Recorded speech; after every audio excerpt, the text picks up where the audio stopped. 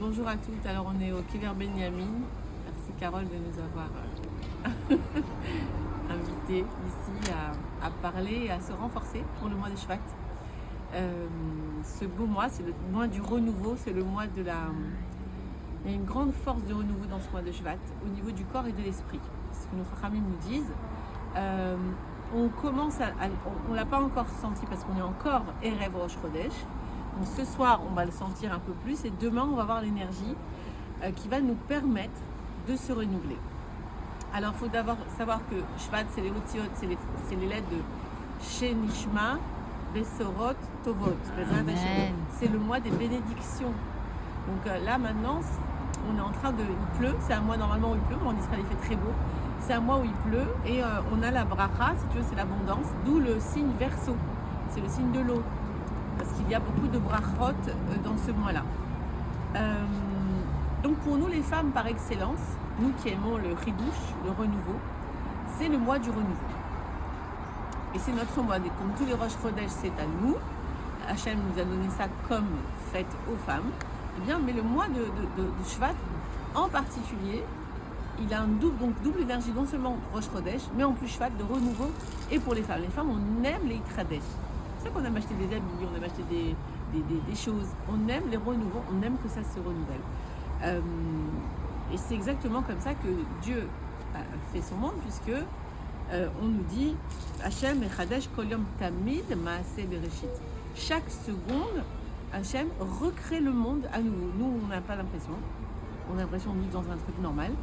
Mais si on se rend compte que nos cellules, elles tombent, elles se renouvellent à chaque seconde, pratiquement, c'est exactement ça, eh bien, on voit les peaux mortes, les machins, on ne comprend pas trop comment ça marche, parce qu'il y a un monde dans le microcosme.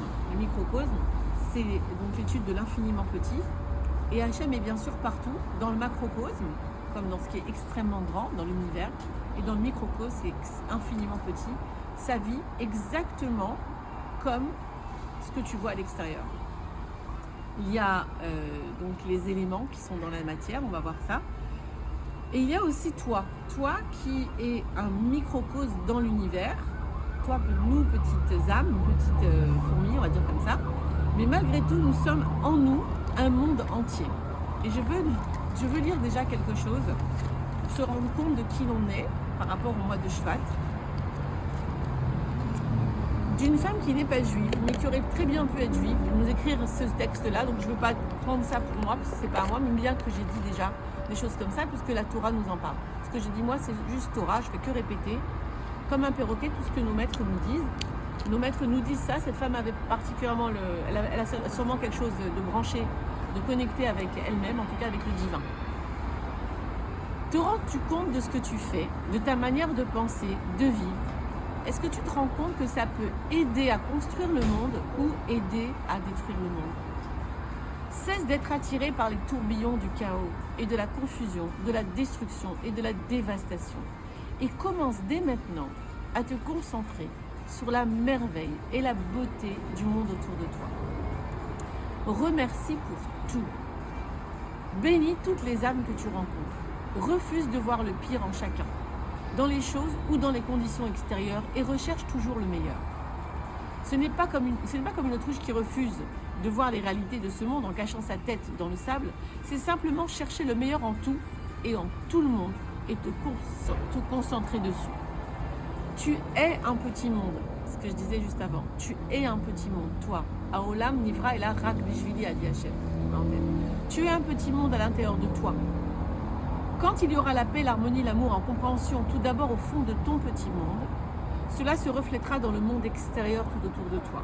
Lorsque tu peux le faire, tu commences à contribuer à remédier à la situation du monde, et moi je rajouterais la guérison du monde. En fait, quand Dieu dit « Haolam Nivra et la Rak Bishvili », le monde n'a été créé que pour moi. Il faut comprendre que d'une façon, il faut faire une distorsion un peu du cerveau, et comprendre qu'en fait de l'autre côté, c'est que le monde en face que Dieu a créé, c'est parce que c'est moi qui le crée avec mon monde intérieur. Ce sont des notions qui sont des fois difficiles à intégrer. Comment je peux avoir tant d'HPA, tant d'influence sur le monde intérieur? Mais c'est pour ça que je suis née, je suis pour travailler mes midotes. Donc je suis là pour travailler mes midotes, C'est que si quelque chose ne va pas dans mon monde, et même en parlant de ce qui ne me concerne pas, que tu penserais qu'il ne te concerne pas, comment moi j'ai pu provoquer le 7 octobre, ça ne me concerne pas, c'est des méchants qui ont fait ça. C'est parce qu'il y a en toi encore de la haine, encore peut-être de la dualité, il y a encore des choses qui font qu'il y a en face de nous une réalité. La preuve, pour les personnes qui sont autistes ou bien qui ont des défaillances mentales et qui ne se rendent pas compte de la réalité, ne vivent pas le 7 octobre comme toi. C'est dans leur monde à eux, ça n'existe pas parce qu'ils n'ont pas ça en eux en vrai.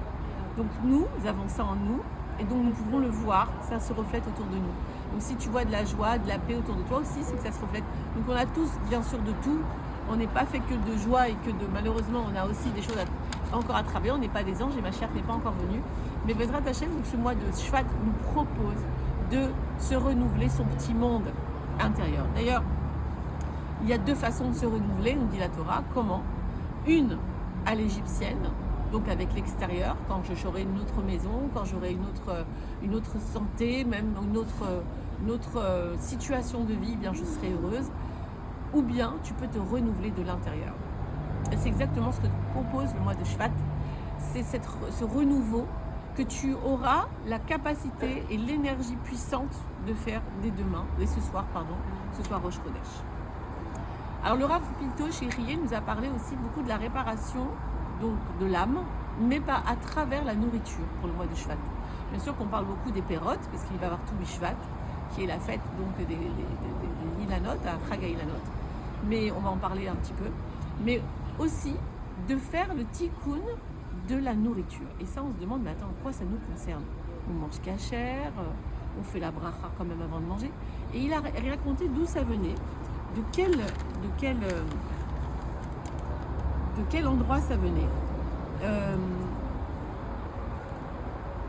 Il dit qu'en fait, pour adoucir tous les dynim, lorsque l'on mange, on doit adoucir les dynim en mangeant correctement. Or, Achaïm Akadosh, il nous dit qu'il faut sentir Hachem avec nous à table. Donc, pour sentir Hachem avec toi à table, et si jamais il est vraiment à table avec toi, tu ne peux pas manger sur un coin de table. Tu dois dresser la table. Tu ne peux pas manger avec des habits sales. Tu dois être propre et belle quand tu manges. Tu ne peux pas te disputer à table avec ton mari, avec tes enfants, mange correctement. Il y a Hachem avec toi. Tu dois commencer par une bracha en étant consciente qu'il est là. Tu ne manges plus de la même façon. Il dit que ça, si on arrive, et Rabbi Nachman nous dit, celui qui fait le tikkun de la chala, de la nourriture, de manger, il arrive à faire tous les autres tikkunim. Il arrive vraiment à enlever les ta'avot. Pourquoi ? Parce qu'on mange aussi. Moi, la première, quand j'ai faim, je mange comme une affamée. Je ne prends pas le temps de me poser, je mange sur un bout d'avis. Et le truc du tikkun de Shvat, et ça, c'est ce qu'il dit au Rav Pinto, et le tien du Harizal. Non, pardon, il ne tient pas du Harizal, le Harizal dit autre chose, je vais vous le dire. Mais je ne sais pas d'où il a pris, mais il s'est servi du Achaïm Akadosh beaucoup dans ce qu'il a dit. C'est qu'il a dit que ce mois de Shvat, on peut faire le tikkun si tout le mois de Shvat, on arrive à se retenir et à manger comme il faut. Donc, toujours dire un Dvar Torah, au moins un petit. Si tu es seul, tu lis une halacha. Moi, j'ai sur mes WhatsApp la halachot de Shabbat, la halachot du Lashon Hara, t'en lis une. Après ça, tu t'occupes d'autre chose. Tu fais bien tes brachot, n'oublie pas de les faire avant et après. Et avoir cette dignité d'une Bat Israël quand elle mange, même seule. Pas seulement manger, même quand tu es seule, tu te dis, bon, il n'y a personne qui me voit, on y va avec les mains et tout. Tu es devant Hachem. Tu te trouves devant lui, sa gloire remplit le monde. Et ne pas s'en souvenir, c'est ignorer qui est Dieu. Et donc, il te dit que le mois de Shvat est propice à ce renouveau-là. Et parce que c'est le mois des brachot, et pour avoir toutes les bénédictions sur soi, il faut corriger la façon de manger, la façon de se nourrir. On nourrit son corps, d'ailleurs il y a même une bracha à faire que j'avais à la maison, que j'ai toujours, mais que je la trouve, de dire merci à Hachem que je vais pouvoir maintenant manger pour nourrir mon corps, pour pouvoir te servir. C'est comme avant de dormir. Merci à Hachem de dormir pour pouvoir demain me réveiller pour te servir. Donc tu dors tu fais la mitzvah de dormir en fait. Donc tu fais des mitzvahs de 24 heures sur 24. Parce que tu dis en dormant, je fais pas de mitzvah. Mais si tu branches ça à la mitzvah que tu vas te régénérer pour servir Dieu, tu es en mitzvah. Tu te régénères en mangeant, pas pour servir ton ventre qui a faim, servir Hachem parce que ton corps est le kéli de ton âme et donc le réceptacle de ta neshama. Donc quand tu manges comme ça, tu manges des kedusha et comme dit le Harizal, donc n'oublie pas que quand tu manges, tu fais sortir des neshamot de la matière. Et ça, même le Dalai Lama l'a vu avec le Rav Fenger qui en avait parlé dans l'un de ses cours. Les gens très spirituels peuvent voir même l'âme s'échapper. Donc il y a des âmes qui sont enfermées dans des citronniers, dans toutes sortes de choses, dans des feuilles, dans du domaine, dans de la pierre. Il faut, quand on mange, pourquoi on fait des brachot avant après? Pour délivrer Bigdusha, cette étincelle de lumière qui est dedans, enfermée. On parle vraiment de Neshamot de personnes. Ça peut être quelqu'un de ta famille, on va dire comme ça. Imagine, tu délibères ta grand-mère quand tu manges une banane. Tu vas manger ta banane avec la bracha, en faisant attention. Oui, on ne sait jamais. Donc c'est ça, manger cachère. Et donc pendant 30 jours, tu peux réparer cette nourriture, avaler de façon comme il faut. Donc avec des habits propres, c'est le Ben Ishraï qui dit ça. Un habit propre, l'endroit doit être propre. Pas manger en voiture, n'importe comment. Après, il y a des façons, on peut boire quand même quand on a soif évidemment, mais on parle de même quelqu'un, il faut savoir, qui mange un sandwich en marchant, ne peut pas être témoin à un mariage. Quelqu'un qui a des habits sales ne peut pas être témoin à un mariage. Ça veut dire qu'en fait, il n'a pas de conscience de Dieu assez pour être témoin.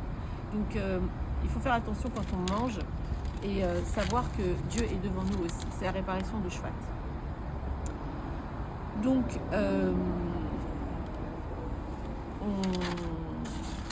on va parler aussi de, bien sûr, cette belle phrase de Tobi Shvat que j'aime se rappeler toujours, que Adam et Sassadeh, l'homme est un arbre des champs, et comme un arbre, nous avons donc besoin de nourriture, de soleil, nous avons besoin d'oxygène, nous avons des racines, ça se fait dans l'hypnose, on s'enracine comme un arbre sous la terre, et c'est une façon de se connecter à la nature, de savoir qu'en fait, évidemment, moi, je te vois là, tu es juste à côté d'un arbre, eh bien oui, quelque part, on a un rapport avec ça. Donc, comme un arbre, on a une graine qui nous a fait grandir dans le ventre de maman. Et ce Chodesh Shvat, donc il va, comme à l'instar d'un arbre, pouvoir se renouveler bientôt au printemps. Bien comme toi, tout ce que tu as emmagasiné maintenant en hiver, ben là les jours commencent à devenir plus longs. On commence maintenant à revenir dans la lumière et à les récolter, j'allais dire, parce qu'on a planté en hiver. Ça va être bientôt le moment de la récolte. Et bien sûr, qui va arriver à son apogée à Pessah, la sortie d'Égypte. En attendant, il faut savoir que dans ce mois-là et dans tous les mois, bien sûr, chaque renouveau nous donne une nouvelle force. Et chaque jour, puisque Dieu nous renouvelle, on a de la force. Donc il faut savoir que Moshe Rabbeinu, qui est décédé, je crois, il avait 120 ans, si me semble bien, c'est ça. Il est mort à 120 ans. Il avait de la force dans sa vieillesse autant que dans sa jeunesse. Il est mort fort. C'est pas parce qu'on vieillit qu'on n'a plus de force. On n'a plus de force parce que mentalement, on se sent fatigué, parce que la vie, elle a des épreuves. Mais quand on sait combien Hachem nous aime et veut nous renouveler, Moshe n'était pas non plus, quand on parle de lui à la fin de sa vie, il était redevenu un homme normal. Il n'est plus l'ange qu'il a été quand il est monté, mi-ange, mi-homme, quand il est monté vers Hachem. Et là, il était dans le monde.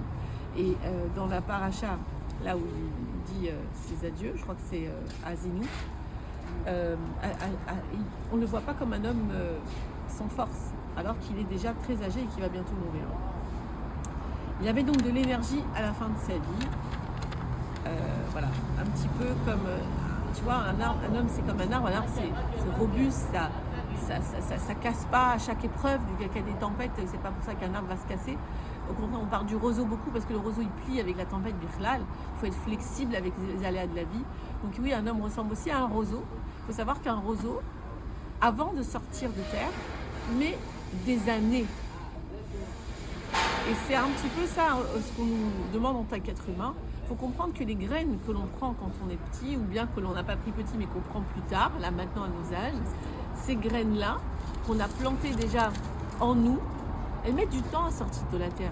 Elles mettent du temps à être vraiment reçues. déjà il faut que ce soit intégré en moi, donc ce soit intérieur à moi. Et il faut pour ça comprendre que ce que tu as appris et tout ce qu'on apprend dans le développement personnel, dans la Torah, dans le Moussar, ça prend du temps avant de le concrétiser dans ce monde. Ça prend du temps avant de devenir le roseau. Donc la graine du roseau, ta graine, elle est là. Tu prends des cours, tu sais comment il faut faire, mais pour l'instant, tu ne l'as pas encore sorti. C'est pas grave, il faut essayer de le faire le plus vite possible. Il faut vivre, comme nous disait, je ne sais plus quel tzaddik nous disait, il faut vivre comme si tu devais mourir demain. Il faut essayer d'essayer déjà de sortir ton potentiel, mais de te pardonner parce que ça prend du temps de devenir. C'est pas comme ça parce que tu vas à un cours, parce que tu as entendu, tu comprends ce qu'il faut faire, et tu l'as peut-être pas encore tout à fait intégré, mais on te demande de devenir ce que tu apprends. Si je ne deviens pas ce que j'ai appris, je l'ai en potentiel, mais je ne l'ai pas sorti au monde. Donc en fait, je n'ai pas encore existé. Je ne suis pas devenue ce qu'Hachem attend de moi. Donc comme un roseau, se laisser le temps de grandir. De ne pas s'en vouloir, de ne pas tout de suite savoir être calme quand on est en colère, de ne pas tout de suite savoir aimer quand on n'a pas su aimer vraiment ses enfants, son mari. Même, j'ai accompagné une femme dernièrement, hier, on en parlait, qui n'a pas su aimer. Elle n'a pas été aimée par sa famille, par sa maman, une maman très dure, et son papa n'était pas très présent. Elle n'a pas su ce que c'est aimer, donc elle n'a pas beaucoup fait de gestes de démonstration d'amour à ses enfants, à son mari. Et le mari est décédé aujourd'hui. Et elle s'en est beaucoup voulu de ne pas lui avoir fait voir son amour, parce qu'il y a eu beaucoup de problèmes de couple à cause de ça. Et ses filles lui en voulaient vraiment beaucoup, beaucoup. Et cette femme a fait son pardon à elle-même. Elle s'est dit qu'elle ne pouvait pas faire autrement à l'époque parce qu'elle n'avait pas compris qu'il fallait qu'elle aime différemment, ou qu'en tout cas qu'elle démontre son amour, ou qu'elle mette de l'amour dans son cœur. Parce que quelque part, c'est qu'elle n'en avait pas assez. Parce qu'elle n'en avait même pas pour elle-même. Donc, ça prend du temps avant de comprendre que pour aimer, il faut changer sa façon de voir les choses. Il faut commencer par s'aimer soi-même. Et à un moment donné, tu vas devenir l'amour. Et quand tu deviens l'amour, tu peux le donner aux autres. Et tu peux surtout attirer, parce que cette femme aujourd'hui, elle attire des amis, des nouvelles connaissances. Les gens l'aiment, parce qu'elle était très seule et très enfermée, évidemment. Quand on n'aime pas, on n'attire pas. Donc, en fin de compte, l'amour que Dieu a pour nous, il faut comprendre que cet amour, lui, on ne peut pas le comprendre, cet amour qu'il a, parce que nous-mêmes, on n'arrive même pas à donner l'amour que l'on a, parce qu'on n'en a même pas beaucoup. Mais toute la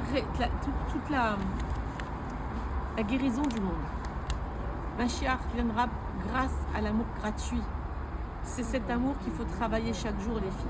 Chaque jour se renouveler dans l'amour que l'on a pour soi-même. Chaque jour se renouveler dans l'amour qu'on a pour nos maris, pour nos enfants. Chaque jour. C'est beau à dire comme ça, oui mais. Alors oui mais, c'est le côté rationnel. Mais l'autre côté un peu, tu me saoules. Tu te saoules toi-même. Oui mais il m'a dit, oui mais il m'a fait, oui mais j'ai touché. Mais d'un autre côté, t'as l'âme. L'âme, elle aime, elle veut la paix, l'harmonie. Tu as les deux en toi, tu as deux parties. Celle qui résonne, celle qu'on a touchée, il y a les blessures, etc., tu as eu mal. Et celle qui n'est pas touchée, celle qui va bien, qui est branchée avec la parcelle divine que tu as en toi et qui est donc branchée direct avec Hachem. Bien des fois, il faut cesser il m'a fait du mal, mais en fait, bien sûr, on ne parle pas maintenant de personnes qui sont méchantes. Je parle vraiment d'une relation qu'on aimerait qui s'améliore avec un enfant, par exemple. Il m'a fait ça, et je l'aime. Je vais aller lui dire, et je vais le prendre dans les bras. Ça n'a rien à voir avec ce qu'il a fait. Ça n'a rien à voir avec comment il t'a parlé. Je l'aime quand même. Donc quand il se sent aimer l'enfant, tu lui donnes réellement le pouvoir de devenir un tzaddik. Et ça, c'est ce que nous dit Rabbi Nachman. Je fais ça parce qu'il y a une mouche sur la caméra. Rabbi Nachman, il dit que quand tu vois le nekuda positif chez quelqu'un, tu lui donnes réellement le pouvoir d'être un tzaddik. Quand tu ne vois que le négatif, tu l'as cassé. C'est pour ça que quand les gens tatoués, persillent, ils rentrent chez le tzaddikim, et ils ressortent, ils ont envie de faire tchouva, et tu les vois après. Parce que le tzaddik, il l'appelle le tzaddik. Mais il était un tzaddik parce qu'il voit il a un neshama, il voit pas ce qu'il a dans la tête, qu'il a envie de tuer le monde et qu'il a la haine. Il voit l'amour qu'il a, il voit la parcelle divine qu'il a en lui. Donc c'est comme ça qu'on devrait se voir aussi. On a du mal nous-mêmes déjà à se voir avec cette partie divine. Et quand de temps en temps on lit des textes comme tout à l'heure, moi ça me rattache à ça. Comme je sais que j'ai en moi la force de changer le monde, et toi aussi tu as la force de changer le monde. Et c'est que quand on ne sait pas qui on est, qu'on détruit le monde. Parce qu'on ne sait pas quelle force on a, alors on dit mais moi je peux faire n'importe quoi, ça ne changera rien, je vais penser mal d'un tel, mais pas du tout. Dès que tu penses bien d'une personne, une seconde, le monde va mieux. Alors si tu arrives à faire ça tous les jours, c'est le Rav Gobert qui avait donné ici un exemple dans une vidéo qu'on m'a envoyée. Et c'est ce que je donne en cours par rapport à la focalisation. Quand tu te focalises sur le négatif de quelqu'un, tu vois tout flou autour. D'ailleurs, quand on se focalise, regarde, moi je me focalise sur là, c'est flou autour de moi. Regarde, focalise-toi sur moi, c'est flou autour de toi. Okay. Pareil. Et encore mieux, ça s'appelle un système qui s'appelle en fait le RAS, Reticular Activated System. Un système réticulaire activé que quand tu te concentres sur quelque chose, eh bien, tu ne vois que ça, en fait. Tu ne vois pas le reste. Exemple, je te demande maintenant, là où tu es, de faire un test avec moi et de te concentrer sur la couleur jaune. Alors, cherche du jaune. Je vais chercher du jaune. Ok, j'ai vu du jaune. Ferme tes yeux. Ferme tes yeux. Et dis-toi ce que tu as vu de rose. Maintenant, si tu ouvres les yeux, tu cherches le rose. Cherche le rose. Cherche, tu trouves du rose. Pourquoi ? Parce que j'ai demandé, donc j'ai le libre arbitre de demander ce que je veux. J'ai ça, le libre arbitre. J'ai demandé du rose, du jaune, j'ai vu du jaune. Et quand je t'ai demandé, mais qu'est-ce que tu as vu d'autre ? Tu n'as rien vu d'autre. Pareil, quand tu vois ton mari seulement les points négatifs, tu ne vas rien voir d'autre. Seulement quand tu donnes à une personne, tu lui donnes ce cadeau de pouvoir le regarder avec des yeux d'amour, tu vas voir que le reste va être flouté, comme il a dit le rap hier, flouté. Ça va être flou, bon, il est comme ça. C'est comme ça avant de se marier. Bon, on t'a dit qu'il est colérique. Oui, mais je l'aime, tu sais, c'est pas grave. Il a ça qui est bien. Ça, c'est important. Il veut construire une famille. Et puis bon, le reste, on s'arrangera. C'est flou. Le problème, c'est qu'après le mariage, on l'a vu. Donc ça va être compliqué pour le futur. Mais il faut savoir que quand on décide de se concentrer sur quelque chose, c'est ce que l'on fait vivre chez l'autre. Donc quand je veux que la vie aille mieux, je dois me concentrer sur le bon de la vie, sur les merveilles qu'il y a autour de moi, et pas sur ce qu'il y a de mauvais. Donc, ne pas oublier aussi que c'est le mois de la Iloula de la Rabbanite Chaya Mishka, le 22 Shvat, Bezrat Hashem. Donc il y a quand même des choses au mois de Shvat qui se passent. Le Tu B'Shvat est important. Tu B'Shvat, c'est le jour où la sève remonte dans les plantes. C'est incroyable, si vous pouvez avoir une caméra, allez voir. Ce jour-là, pas un autre jour, le 15 du mois, où la sève va remonter dans les plantes. Et comme à Tu B'Shvat, comme on l'avait fait l'année dernière, avant de finir ce cours, quelques conseils, parce qu'on a dit que Adam et Sassadeh, donc comme les arbres, nous, ils se défendent leurs feuilles normalement, ceux-là non, mais il y a des arbres en automne qui perdent leurs feuilles, oui. Comme nous, on doit laisser passer des fois le passé, les vieilles feuilles usées. On doit faire un lâcher-prise sur ce qui nous dérange. Ah non, mais j'y tiens, mais parce que moi, si je lui pardonne ce qu'il m'a fait dans le passé, alors peut-être qu'il va me faire du mal encore. Lâche, laisse Hachem faire. Chaque fois que tu lâches, tu fais une prière. Chaque fois que tu fais un pas dans ta vie, tu fais une prière. Hachem, il va arrêter avec moi. Je vais lâcher maintenant ce passé. Faites que ça ne revienne plus. Faites que j'ai confiance en moi et que je ne me laisserai plus toucher, etc. Tu as des prières à faire tout le temps pour chaque chose. Donc, comme les arbres à Tu B'Shvat, on va essayer de lâcher le passé. Donc, comme elles lâchent leurs feuilles, eh bien, on va laisser à nous, pour pouvoir laisser maintenant de nouvelles feuilles, des idées, des nouvelles idées, du progrès, des nouvelles idiotes, une nouvelle façon de vivre, ben, il faut lâcher l'ancienne. Exactement comme quand dans ton armoire, tu ne lâches pas tes vieux habits, tu n'as plus la place pour mettre des neufs. Donc, il va falloir lâcher les vieux habits. Comme Tu B'Shvat, comme l'arbre nous le dit aussi, dans son histoire, un arbre, comme je vous l'ai dit tout à l'heure, ça prend du temps pour grandir. Ça ne va pas grandir du jour au lendemain. Laisse ton enfant grandir et laisse-le faire des bêtises. C'est normal de faire des bêtises quand on est enfant. Moi, j'en ai fait même plus tard, tellement j'ai pas eu le temps de grandir assez vite. On m'a pas dit, non, on fait pas. Je les ai faites. Il faut faire les bêtises. C'est pas grave, du moins que c'est pas des très grosses. Mais les grosses, on voit pourquoi, il y a une source. Mais quand c'est normal et que l'enfant, il rentre pas à l'heure, il faut lui, bien sûr, éduquer l'enfant avec amour. Mais c'est normal, laisse-lui le faire. Parce que c'est aussi un acte de confiance. Je sais que tu grandiras, que tu ne le feras pas. Donc grandir prend du temps. On parle de cet enfant, mais on parle de l'enfant qui est en soi. L'enfant qui est en soi, il faut qu'il grandisse. Cette petite fille qui a été touchée, il faut qu'elle grandisse. Et ça, il faut beaucoup de courage et de constance, comme un arbre, pour grandir. Planter aujourd'hui, c'est le meilleur des jours. D'ailleurs, tout Bishvat, il faut planter. Si on peut faire symboliquement planter les enfants aujourd'hui, une petite graine, on regarde bientôt cette graine, elle va sortir de la terre. C'est bien de planter. Donc planter aujourd'hui, pourquoi Parce que pour les héritages transgénérationnels, oui, mais j'ai 70 ans, donc cette femme a 75 ans, cette femme à qui je parlais hier, à 75 ans, elle a décidé de planter une nouvelle graine. Mais comme je lui ai dit, mais non seulement tes enfants vont en profiter, mais les générations futures. Ce n'est pas quand on plante aujourd'hui, les récoltes ne sont pas pour aujourd'hui, elles sont pour le futur. Et celui qui dit, quand on sème dans... Alors, il y a le Teilim qui dit, Teilim, rappelez-vous, Azorim Bedimaïk, celui qui sème dans les pleurs récoltera dans la joie. Celui qui sème dans les pleurs, ça veut dire quoi? Que c'est difficile des fois. C'est pas facile de se dire qu'on va changer soi-même, qu'on ne change pas les autres, mais qu'on va devoir devenir cet arbre robuste, qu'on va devoir donc travailler sur ses midotes. Oui, mais en même temps, tu récolteras dans la joie. C'est la promesse de message. Dans un pays 126 du roi David. Comme les arbres, nos femmes, nous, on donne la vie. D'ailleurs, même les hommes donnent la vie. Quand est-ce que tu donnes la vie? Pas seulement parce que tu as une graine et que tu as évidemment, en nous avons comme la graine, mais quand tu donnes un sourire à quelqu'un, tu lui rends la vie. Comme un arbre. Quand tu vois un bel arbre, tu es d'accord que ça te fait plaisir. Nous redonne la vie. Donc, comme un arbre qui donne la vie, qui donne des fruits. Toi aussi, nous les femmes, bien sûr, les fruits, c'est nos enfants. Donc, c'est pour ça que c'est un mois important pour l'éducation aussi. Mais comme l'arbre, tu vas donner la vie, ils produisent en plus de l'oxygène. Quand toi, tu laisses l'autre respirer autour de toi, tu lui donnes de quoi vivre. Laisse-lui son espace à ton mari, à ton enfant. Laisse-le respirer. Ça aussi, c'est important. Donc, en même temps, on n'a pas assez de donner. Des fois, on pense qu'on n'est pas une personne assez forte ou assez bien pour donner à l'autre cet oxygène. Mais oui, on peut. C'est ça ce que je t'ai dit depuis le début du cours. Tu peux construire ou détruire. Seulement, il faut savoir que tu as dans tes mains les deux forces. Et peu importe la force que tu as, si c'est, disons qu'on pourrait la noter à 10 sur 100, ou l'autre elle en a 90, Dieu t'a donné la force.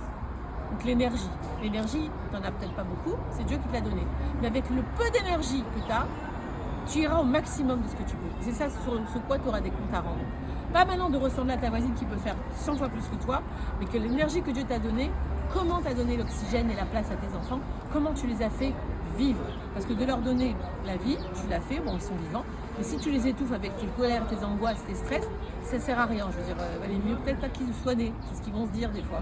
Il y a des gens qui te disent, moi je comprends pas, ma mère, qui veulent se suicider, quoi. Il y en a des dépressions. Pourquoi? Parce qu'ils ont souffert de personnes qui les ont aussi étouffées. Attention, ils sont aussi responsables.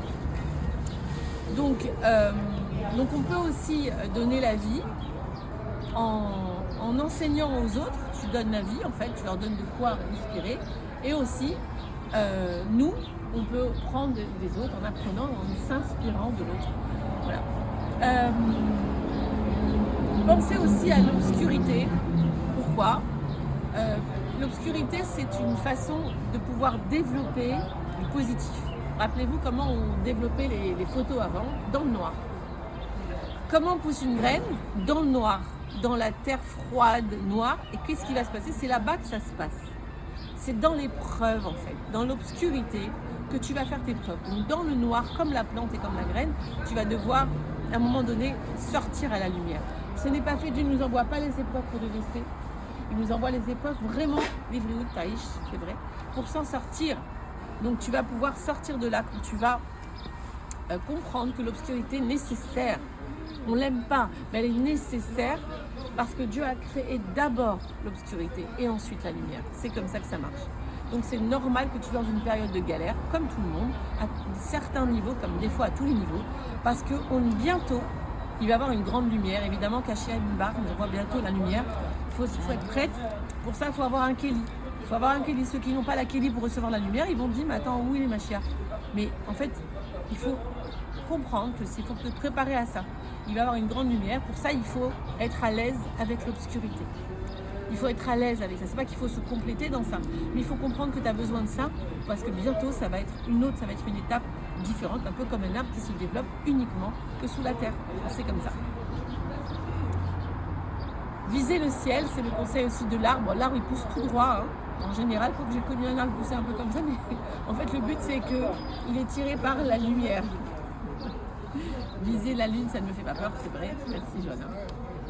Donc, les nouveaux arbres sont fragiles.